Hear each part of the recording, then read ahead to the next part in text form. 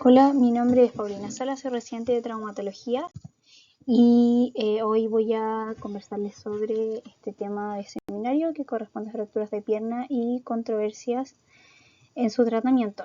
El tutor de este seminario fue el doctor Sergio Morales. Un poco de la epidemiología. Este tipo de fractura representa el 17% de las fracturas de extremidades inferiores y el 4% del total de las fracturas. Su incidencia alcanza hasta 15 casos cada 100.000 habitantes y es más frecuente en hombres que en mujeres. Como gran mayoría de las lesiones traumáticas en traumatología tienen una distribución bimodal, siendo de alta energía en pacientes jóvenes, particularmente asociado a politrauma, heridas por arma de fuego, accidentes vehiculares, caídas de altura y práctica deportiva. Y en adultos mayores puede asociarse a accidentes de baja energía como caídas de nivel. Este tipo de fracturas suele asociarse a otras lesiones y otras complicaciones. Así se ha escrito que en alta energía hasta el 12 a 47% alcanzan a ser fractura expuesta. También tiene un porcentaje de asociación no menor de unión y malunión, síndrome compartimental y fracturas de otros segmentos de la misma extremidad como de rodilla y tobillo. El mecanismo puede dividirse en tres tipos distintos, los cuales van a generar distintos patrones de fractura más o menos característicos. Un mecanismo directo, es decir, un bending, va a generar, si es que es de alta energía, un rasgo transverso o incluso una cuña o ala de mariposa, como aparece en la fotografía de ahí. Esto es frecuente en pacientes jóvenes, en prácticas deportivas, por ejemplo, como se ve en la imagen, en una patada que sufre una persona jugando fútbol, y también es frecuente en artes marciales y en deportes de contacto. Y el mecanismo indirecto es más bien rotacional, usualmente es de baja energía, y va a, por lo tanto, ocasionar un rasgo de fractura más bien oblicuo o también eventualmente en la de mariposa. En el caso de las fracturas de pierna asociadas a armas de fuego, el patrón es bastante variable, usualmente asociado. En cuanto al elemento fibular, recordar que articula con la tibia a través de la sindesmosis. Esto es importante entenderlo, ya que aporta al soporte del peso corporal, pero solo en un 6 a 17%, el cual se traspasa a través de la tibia a la sindesmosis o a la fíbula. En cuanto a los compartimentos, recordar que estos corresponden a espacios delimitados por fascia que son inextensibles y por tanto en caso de que haya un gran aumento de volumen o de partes blandas, son lo que predispone al riesgo de síndrome compartimental, el cual debemos buscar y sospechar de forma activa a través del examen neurovascular y otros que voy a mencionar eventualmente.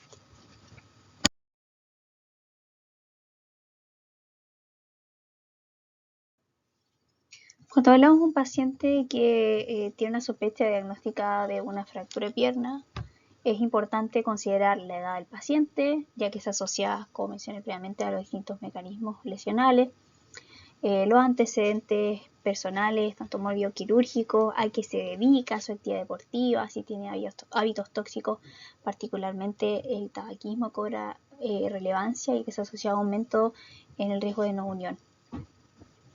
En cuanto al mecanismo lesional, recuerdo lo que ya mencionamos, existen estos distintos tipos de mecanismos, el golpe directo, la torsión, el aplastamiento, y en el caso de alta energía suelen asociarse a gran compromiso de las partes blandas. Debemos sospechar lesiones concomitantes, tanto por el mecanismo como tal, tanto porque la propia fractura de pierna se asocia a fractura de otros segmentos de la misma extremidad. Y el riesgo de exposición, dado que particularmente la tibia se encuentra muy cercano al tejido subcutáneo. Y el tiempo de la lesión. En cuanto al examen físico, vamos a buscar activamente lesiones en la piel para evaluar si hay alguna grado de exposición. El estado de las partes blandas nos va a permitir también orientarnos un poco a la energía de este trauma. Y más adelante, como voy a mencionar, nos va a permitir saber cuándo debemos resolver quirúrgicamente esta fractura si es que así lo requiere. evaluar la vitalidad a través del examen neurovascular, cierto pulso, fuerza, sensibilidad y nuevamente no olvidar sospechar siempre y buscar activamente el síndrome compartimental a través de la síncope, ¿cierto? Que el dolor, palidez, disminución de los pulsos, las parestesias y el dolor que es, digamos, extremo, que no responde a la analgesia. En cuanto al diagnóstico, suele ser suficiente realizar una radiografía de pierna apilateral, radiografías ortogonales. Estas deben mostrar las articulaciones tanto proximal como distal. Y en algunos casos en donde sospechemos lesiones asociadas, podemos pedir otras proyecciones, ¿cierto? Como ya sea de rodilla o de tobillo. En cuanto a este punto, es importante mencionar que en caso de asociación a fractura de tobillo, se ha reportado hasta 40-67% de asociación, en este caso de fractura de tobillo, a malero posterior, cuando esta fractura corresponde a un patrón espiroideo del tercio distal de la tibia. No es necesario pedir inicialmente exámenes de mayor complejidad como escaneo de resonancia, pero sí deberíamos considerar solicitarlo cuando pensemos en un contexto de un paciente con fractura de un hueso patológico, pero esto no es lo que nos reúne hoy en este seminario. En cuanto a las clasificaciones, estas se agrupan de acuerdo, se ven agrupar y se ven clasificar de acuerdo a los dos elementos de la pierna. En cuanto al elemento tibial, la AO lo clasifica como el hueso 4, el segmento 2, y podemos clasificarlos de acuerdo a la complejidad del rasgo de fractura como tipo A simple, tanto espiroidea, oblicua o transversa, tipo B a la mariposa, indemne o fragmentaria, o tipo C, una fractura interfragmentaria con un fragmento intacto o con minuto. El elemento fibular corresponde al hueso 4F, segmento 2, y estas se dividen en las tipo A, que son fracturas simples, y las tipo B, que son multifragmentarias. El manejo puede ser quirúrgico o no quirúrgico. El manejo no quirúrgico es bastante más inhabitual, cada día es más inhabitual en nuestro medio. En general suele reservarse para fracturas que son cerradas de baja energía, cuando las partes blandas no están comprometidas o lo están comprometidas de forma mínima. Este mecanismo de baja energía que sea axial, con fuerzas axiales y que tenga criterios de alineación aceptables, que corresponden a menos a 5 grados de rotación y entre 5 a 10 grados de angulación varovalgo, más de al menos de 50% de contacto entre los fragmentos y menos de 1 centímetro de acortamiento. El manejo no quirúrgico consiste principalmente en colocar un yeso, que inicialmente es una bota larga en guinopedia, que es bastante incómodo para el paciente. Este yeso el paciente no le permite realizar cargas y deberá utilizarlo por al menos 4 o 6 semanas, realizándose un control radiológico semanal, para que finalmente al cabo de estas 4 o 6 semanas se evalúe el cambio en yeso funcional o yeso de Sarmiento, que este yeso siento que tiene un refuerzo en la zona anterior a la patela y que permite la flexión y la carga. Se le coloca un taco que permite al paciente cargar. Este tipo de manejo ha reportado una buena tasa de consolidación, que suele alcanzarse alrededor de las 18 semanas, con hasta una tasa de unión de 1.1%, más la unión del 5% y falla del 2.4%. Como mencioné, cada vez es más inhabitual en nuestro medio, ya que atenta contra los principios, digamos, del manejo de las fracturas de lado, que en el fondo es favorecer la rehabilitación precoz. Con este método el paciente está al menos un mes sin poder cargar. El manejo no quirúrgico suele ser más frecuente y tiene algunas indicaciones que son absolutas y otras relativas.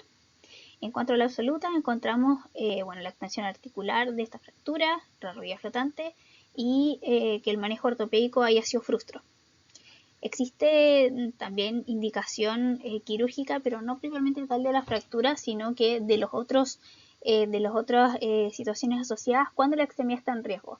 por ejemplo, una lesión neurovascular, exposición, politrauma o síndrome compartimental. En general, claro, esta situación se resuelve de forma quirúrgica, pero no quiere decir que nuestro manejo de la fractura como tal va a ser quirúrgico necesariamente. Muchas veces sí, pero no necesariamente. Y en cuanto a las indicaciones relativas, encontramos estos criterios de alineación inaceptable. Y ahí corresponden a más de 5 grados de rotación, más de 5 grados de angulación sagital, 10 de coronal, acortamiento mayor a 1 centímetro y que no se logre contacto de los fragmentos al menos del 50%.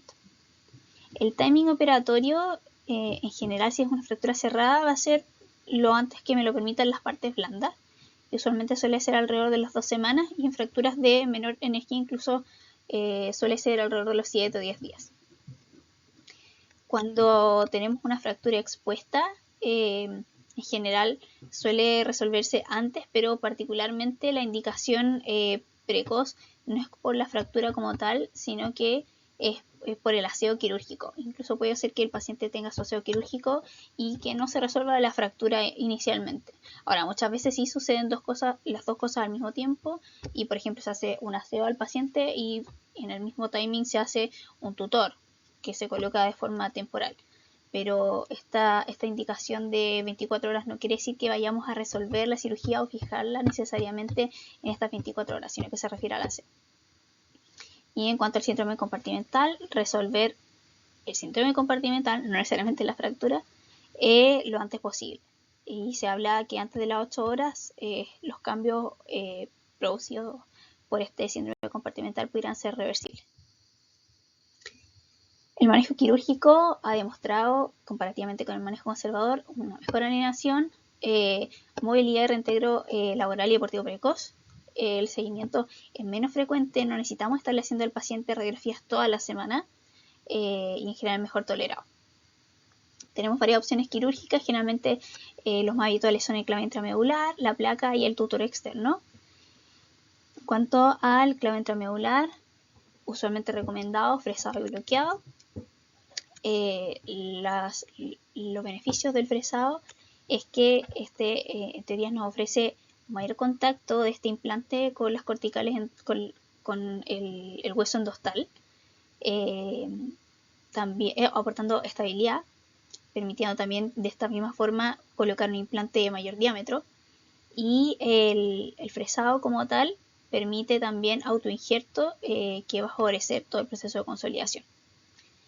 En cuanto a los contras de este fresado es que propiamente tal produce daño a la circulación endostal, aumenta el riesgo de estallido, del estallido si es que no realizamos una técnica correcta o colocamos un implante de un diámetro inadecuado, y también aumenta el riesgo de embolia grasa. En cuanto a este manejo, tiene algunas contraindicaciones relativas que más adelante vamos a detallar brevemente. Por ejemplo, que tenga un canal demasiado estrecho. En general, bajo 6 milímetros no existen implantes que tengan este diámetro, entonces muy probablemente van a optar por otro tipo de fijación, ya que si colocamos un implante que sea mayor a este diámetro, aumenta el riesgo de estallido óseo. También cuando tengamos un paciente que tenga una fractura expuesta con una gran contaminación del canal, es muy probable que escojamos otro tipo de osteosíntesis en extremidad gravemente lesionada por el gran compromiso de partes blandas. Probablemente no vamos a utilizar al menos este tratamiento en una primer approach, y que el paciente tenga implantes previos en la rodilla pudiera ser difícil utilizar este método cuando ya tenemos otro tipo de material dentro de la extremidad del paciente. En cuanto a las placas, suelen ser más utilizadas cuando el rasgo de fractura se extiende hacia la zona articular, y en los casos en que el clavo intramedular no ha sido posible utilizar, o sea, un canal más pequeño, con mayor contaminación, considerando sí que las placas tienen un riesgo teórico mayor de infección, que tiene que ver con el abordaje quirúrgico, que es más extenso, hay más despertización, aunque este riesgo es teórico porque con el advenimiento de los abordajes más mínimamente invasivos, ha disminuido. Otro manejo quirúrgico disponible es el fijador externo. Tenemos varios tipos de fijadores externos. En esta fotografía aparecen estos tres. A la izquierda el primero es un fijador circular. El del medio es un fijador monorriel. Y el último es el fijador modular que estamos más habituados a y que más utilizamos. Este suele reservarse para el paciente grave en manejo de politrauma por control de daños, también en pacientes que tienen un gran compromiso de partes blandas, que utilizar estos otros métodos de osteosíntesis no va a permitir un correcto cierre de partes blandas, y el tutor modular es el que más utilizamos, es fácil, rápido de utilizar, puede constituir un manejo transitorio o incluso definitivo. El monorriel suele reservarse para pacientes en donde sabemos que el manejo va a ser más bien definitivo. Pero por otro lado, aumenta el riesgo de infección, principalmente asociado a la extensión del abordaje, y se genera mayor desespecialización y por tanto compromiso de la circulación perióstica. El tutor es una buena alternativa cuando necesitamos un manejo más avanzado o tenemos un manejo más complejo en las partes blandas, sobre todo en cirugía por control de daño. Como mencioné, existen estos tres tipos, o los más utilizados son estos tres tipos. Y en general no es tan tolerado por el paciente. Requiere un control bastante estricto y el circular es el que, si bien es el que permite carga, requiere bastante expertise del cirujano.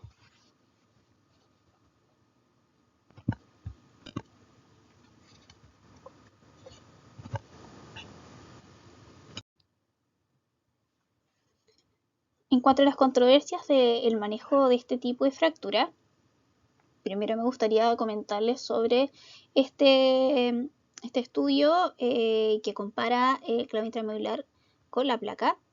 Este es un estudio que se publicó en el Elsevier, un estudio chino, que analiza el efecto de las placas mínimamente invasivas versus el clavo intramedular bloqueado.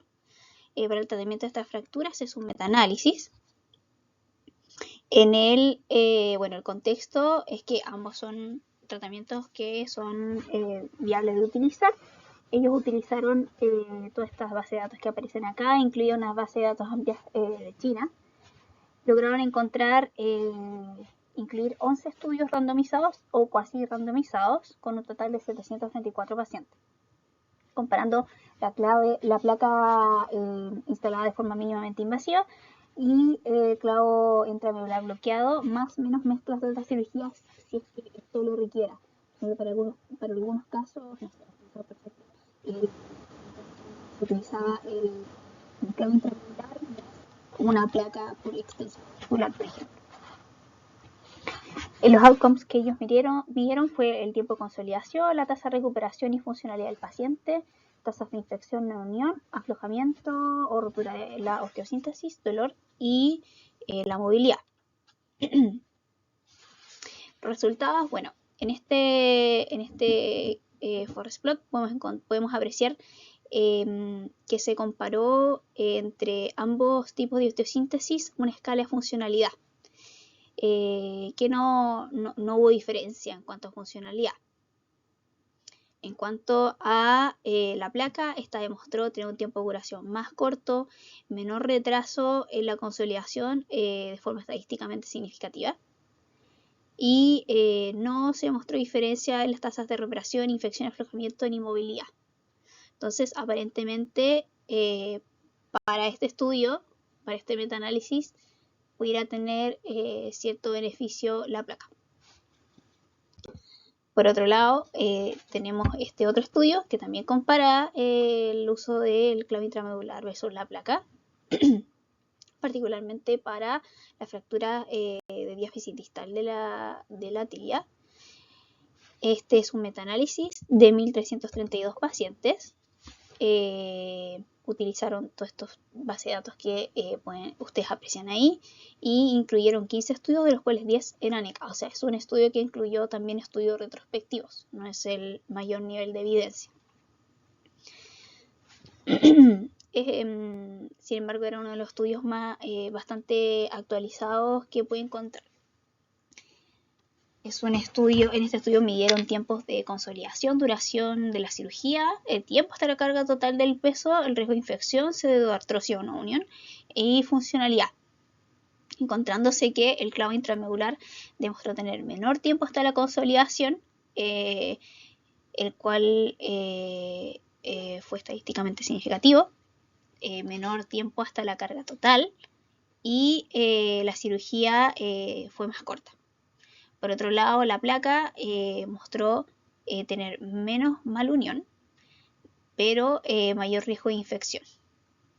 No se demostró que hubiera diferencias en cuanto a el riesgo de pseudoartrosis o no unión, ni tampoco en cuanto a recuperación ni funcionalidad. O sea, ¿qué quiero decir con esto? Es que ambos métodos se pueden utilizar y finalmente el tratamiento debe ser de enfoque personalizado. En cuanto al clavo intramedular, si fresar o no fresar, existe este estudio randomizado donde se comparan en clavos intramedular de fíbula diaficiaria la fresa versus no la fresa. El contexto es que la biología la teoría nos dice que fresar aumenta la superficie de contacto con la osteosíntesis, permite este autoinjerto óseo que se produce por el fresado, ¿cierto? Que nos ayudaría a favorecer la consolidación por osteoconducción. Pero por otro lado se asociaría a daño endostal y, como mencioné previamente, también aumenta el riesgo de embolia de grasa. Los materiales y métodos de este estudio, este fue un estudio clínico randomizado multicéntrico que reunió 1.319 adultos con fractura de diáfisis tibial y los outcomes que midieron fueron un outcome conjunto a 12 meses de recambio de implantes o dinamización con un gap mayor de 1 centímetro. Incluyeron hombres y mujeres con este tipo de fractura, tanto abierta como cerrada, con grados variables de compromiso de partes blandas. Y en este estudio participaron finalmente 1.226 participantes, de los cuales 704 fueron clavos no fresados. Y de estos no fresados, 114 presentaron alguno de estos outcomes, con un riesgo relativo de 0.9. En cuanto a las fracturas cerradas, correspondieron a un 11% de los pacientes los que tuvieron alguno de estos eventos, y 17 de estos pacientes con fracturas cerradas correspondían al grupo no fresado, correspondiendo a un riesgo relativo de 0.67% de tener alguno de estos outcomes. Esto fue estadísticamente significativo. Y en el caso de las fracturas abiertas, 60 del grupo no fresado estaban en el grupo no fresado y 46 de 194 en el grupo no fresado, de los que tuvieron outcomes. Esto no fue estadísticamente significativo. Entonces, la conclusión es que probablemente exista algún grado de beneficio de fresar en las fracturas cerradas, pero no hubo diferencia para las fracturas abiertas. Otro tema controversial a discutir es la fijación fibular. ¿Cuándo fijar la fíbula? Ha sido un tema amplio de discusión, y este es un metaanálisis publicado en una revista importante que es el Foot and Ankle Surgery de octubre del 2022. El contexto es que esta cirugía se asocia a altas tasas de infección y efectos de consolidación. En teoría, obtener un constructo más rígido pudiera disminuir el riesgo de esta mala unión o mala alineación, pero aumentaría el riesgo de pseudoartrosis, ya que disminuye la carga cíclica. Esto sería controversial, conociendo el papel complementario de la carga de peso de la fíbula. Sabemos que tiene un papel importante en la fractura de tobillo, pero no está muy claro qué pasa cuando la fractura es extraarticular. Entonces se revisaron esta base de datos que aparecen ahí escritas, Medline, PubMed, Embase, Cochrane.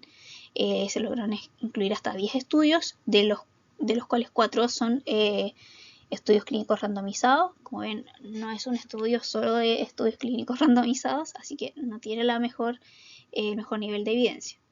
Los resultados es que se observó una disminución estadísticamente significativa de malunión para los pacientes que recibieron fijación de la fíbula.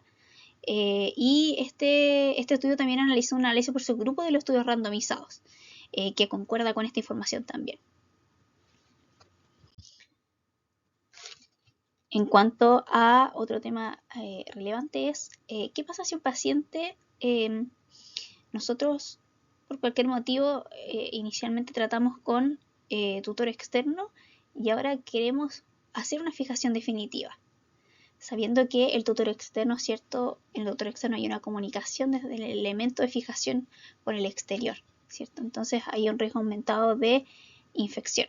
Entonces este estudio se publica en el Journal of Orthopedic Surgery and Research, en el cual se compara los distintos efectos que tiene el tiempo en el cual yo voy a resolver mi fractura y comparando también con los distintos compromisos de exposición de este tipo de fractura. Este fue un estudio retrospectivo donde se midió la relación de esta tasa de infección con este momento de reemplazo de los fijadores. Incluyeron, por supuesto, fracturas abiertas que utilizaron este fijador externo de forma precoz. Y los resultados fueron que, por supuesto, mientras mayor gustilo tenía la fractura, más riesgo había de que se infectara. Pero también se observó de forma estadísticamente significativa que mientras más tiempo yo me demoraba hasta hacer la fijación definitiva, también aumentaba el riesgo de infección. O sea, la conclusión sería que en lo posible pudiéramos hacer una fijación lo más precoz que se permita, de acuerdo a la condición del paciente. Entonces, finalmente, hablando ya y terminando un poco con este tema de las controversias, mencionar que en cuanto a las complicaciones propiamente tal, que se han descrito previamente, se sabe que el manejo ortopédico puede presentar un riesgo de no unión que es variable. Algunos estudios más antiguos como el de Sarmiento mencionan 1%, algunos más actuales hasta el 10% de riesgo de no unión en manejo ortopédico y el quirúrgico 2%. Las osteosíntesis sintomáticas pueden alcanzar incluso hasta un 60% y suele ser más frecuente en pacientes que se han tratado con un clavo intramedular con tornillo bloqueado. Y ahí la sintomatología puede estar secundaria a, como decía, sitio de inserción, generando dolor de rodilla anterior o también a los tornillos de bloqueo. Por supuesto que esto puede estar asociado a retiro de la osteosíntesis. En cuanto al riesgo de infección, este puede alcanzar hasta el 5% en todos los tipos de fracturas, pero particularmente en las tratadas de forma quirúrgica. También mencionar que esta es mi bibliografía.